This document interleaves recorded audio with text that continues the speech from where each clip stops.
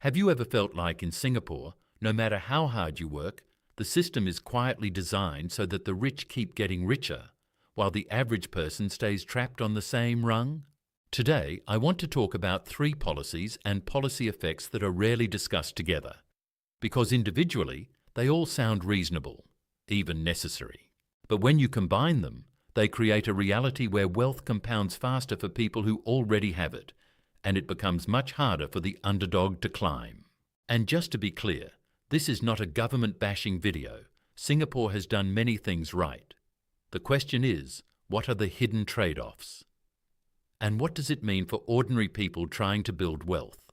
In Singapore, we're taught a simple formula: study hard, work hard, save, invest responsibly, buy a home, and you'll be okay. But the real wealth gap isn't mainly about who works harder. It's about who gets access to higher return tools, who can own appreciating assets earlier, and who gets to structure income in a tax-efficient way. So let's talk about three things quietly happening under policy that shape this. First, the Accredited Investor, or AI framework. In Singapore, certain investment products, private funds, private deals, certain structured products, early-stage opportunities, are effectively restricted unless you qualify as an accredited investor. And the reason makes sense. Some of these products are complex, illiquid, and risky. If you don't understand them, you can lose a lot of money. So the policy intent is protection, especially for ordinary folks who might put their life savings into something they don't fully understand. No one can blame the government for trying to prevent financial disasters. But here's the trade-off. Nobody says out loud. The same rule also blocks ordinary people from some of the highest upside opportunities. Because in real life, many of the big leaps in wealth don't come from a savings account or even basic index investing. They come from access. Access to private markets, access to early-stage deals, access to funds that aren't designed for the mass market, access to networks where money finds money. So what happens? If you're already wealthy, you qualify as an AI and you get more doors opened. If you're not wealthy, you're protected. But you're also locked out. And over time, that creates a compounding effect. The group with more money gets access to higher return tools, and the group with less money is told to stay in the safer lane. Imagine two people, both disciplined, both smart. One qualifies as an AI, one doesn't. They both invest for 10 years.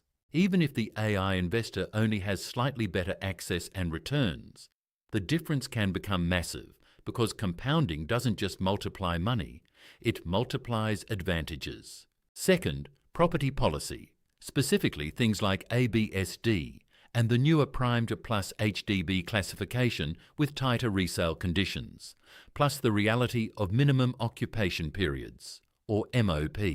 Now again, the policy intent is understandable. Singapore wants housing to be primarily for living, not just speculation. If flipping becomes too easy, prices can run away and ordinary families get squeezed. So policies like ABSD and longer holding requirements are meant to cool the market and keep it stable. But here's the underdog problem. For the average young Singaporean just starting out, property used to be one of the most realistic wealth escalators. Buy a home, hold, upgrade, maybe sell, and step up. Today, if you're buying an HDB and hoping to flip, the truth is, those days are fading. Because you often need to wait 5 years, sometimes effectively longer depending on the flat type and rules, before you can sell, and Prime Plus conditions can reduce windfall gains. So if you're young and you want to use property to accelerate wealth, you face a tough choice. Option A, buy HDB but accept you're locked in for years and the upside is controlled. Option B, buy private property earlier. But private property is often out of reach without family support, high income, or a big down payment. And now compare that to someone with old money or someone already holding multiple properties. Yes, ABSD is high. It's painful. But if you already have several properties, strong rental income, and years of capital gains behind you, ABSD becomes not a barrier, but a cost of doing business. To the underdog, ABSD is a wall. To the asset rich, ABSD is a fee. So the policy pushes housing back toward buy to stay, which protects stability. But it also removes one of the most accessible wealth building paths for ordinary people, especially those without family capital. Third, taxes. Specifically, the difference between taxing salary versus how investment income is treated. In Singapore, if you're a salaried worker, your income is straightforward. It's recorded, it's taxed, and it rises with your paycheck. You can't hide it, and you can't easily restructure it.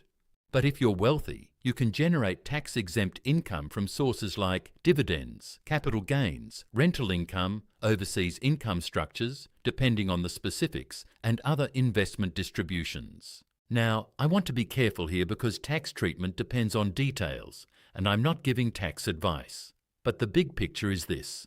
Singapore taxes labour more directly than it taxes wealth growth. And that's not unique to Singapore. Many countries do this. It's part of being pro-business, pro-investment, and globally competitive. But the outcome is still what matters.